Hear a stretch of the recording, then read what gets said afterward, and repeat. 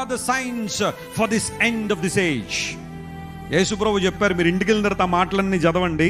నేను అవన్నీ పెద్దగా చెప్పాలన్న ఉద్దేశం కాదు, కానీ ఆయన అన్నారు, అక్కడక్కడ భూకంపాలకు వస్తాయి, యుద్ధాలు జరుగుతాయి, యుద్ధ సమాచారాలు మీరు వింటారు, మనుషుల మీదకి మనుషులు లేస్తారు, రాజ్యం మీదకి రాజ్యం లేస్తుంది.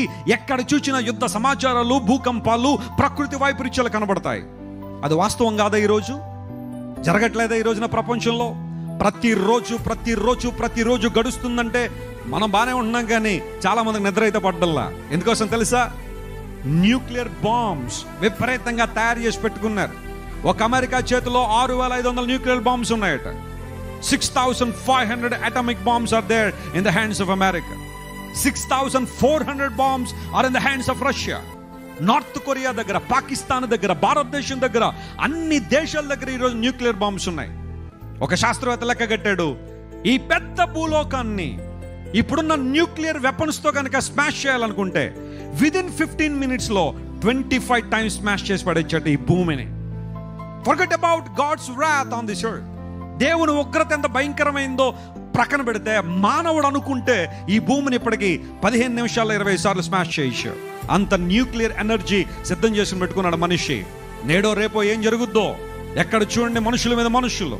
రష్యా యుక్రెయిన్ మీదకి యుద్ధం, ఆ తర్వాత ఇజ్రాయెల్ దేశం మీదకి హమాస్, ఆ తర్వాత లెబనాన్ దేశంలో అక్కడున్న హిజ్బుల్లా అనే టెర్రరిస్ట్ గ్రూప్ కావచ్చు, ఇరాన్ అనే దేశం కావచ్చు. తప్పెవరదనేది నేను ఇక్కడ ప్రస్తావన చేయట్లేదు, కానీ దెర్ ఈజ్ ఎ సీరియస్నెస్. ప్రపంచంలో యుద్ధాలు వస్తున్నాయి. నార్త్ కొరియా డిక్లేర్ చేసింది, మేము రష్యాని సపోర్ట్ చేస్తామని. అమెరికా వద్దని చెబుతా ఉన్నారు. అది గనక సరిగ్గా జరగకపోతే, ఆ పీస్ ట్రీటీ కనుక జరగకపోతే, అమెరికా రష్యా కనుక యుద్ధం వచ్చిందంటే, ఇజ్రాయెల్ ఓ ప్రక్క, అమెరికా ఓ ప్రక్క, ఇండియా ఓ ప్రక్క, రష్యా, నార్త్ కొరియా, ఇరాన్ ఒక ప్రక్కన, ఇవన్నీ నిలబడి అంటే it's nothing but third world war. We're so close to third world war today. Why I'm telling all these things? Yesu ప్రభు చెప్పారు, యుద్ధాలు జరుగుతాయి. This is happening now. Christ is coming soon. ప్రభు త్వరగా రాబోతున్నాడు. భూకంపాలు జరుగుతున్నాయి, ప్రకృతి వైపరీత్యాలు జరుగుతున్నాయి. సునామీ అనే మాట అంతకుముందు ఎవరికి తెలియదు. 2006 సంవత్సరంలో, 2006 వరకు సునామీ అంటే ఏంటో తెలియదు. సముద్రం లోపల కూడా భూకంపాలు వస్తాయా, నీళ్లు బయటకు వస్తాయా, ఆ ప్రాంతాలు కొట్టుకుపోతాయని ఎవరికి తెలియదు.